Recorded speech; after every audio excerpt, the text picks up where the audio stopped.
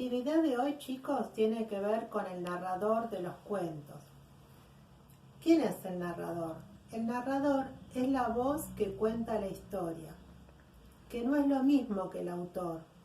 El autor es la persona concreta y real que es quien escribe la historia. Por ejemplo, algunos de los cuentos que vamos a leer son de Franco Baccarini, que es un escritor argentino.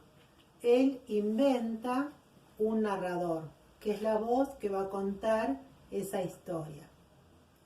Tenemos tres clases de narradores. El narrador protagonista, que es el protagonista de la historia. Es quien cuenta los sucesos que le ocurren a él mismo. Por eso está narrado en primera persona gramatical, que se acuerdan que la primera persona era yo. Y un ejemplo, indiqué el camino que debían seguir. Está en primera persona gramatical. Yo indiqué el camino que debían seguir. Esa clase de narrador es el narrador protagonista.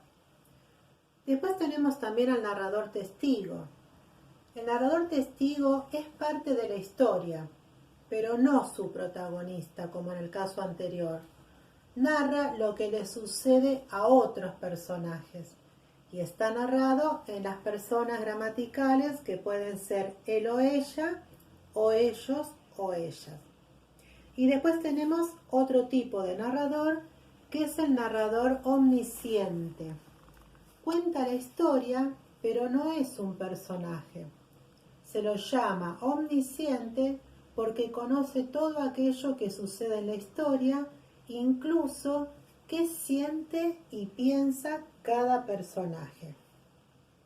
El narrador omnisciente de una novela conoce siempre todos los detalles de la historia y de los personajes y justifica el porqué de sus acciones y su manera de pensar o sentir.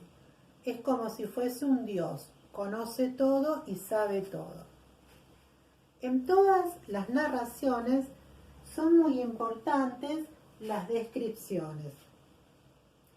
La descripción siempre responde a la pregunta: ¿cómo es algo? ¿Cómo es alguien? Por eso, describir implica presentar las cualidades principales de un objeto, un lugar o una persona. En una narración, la descripción permite que el lector pueda imaginar o conocer cómo son los personajes y los lugares donde ocurren los hechos, y entender, por ejemplo, las características de un objeto o de un animal.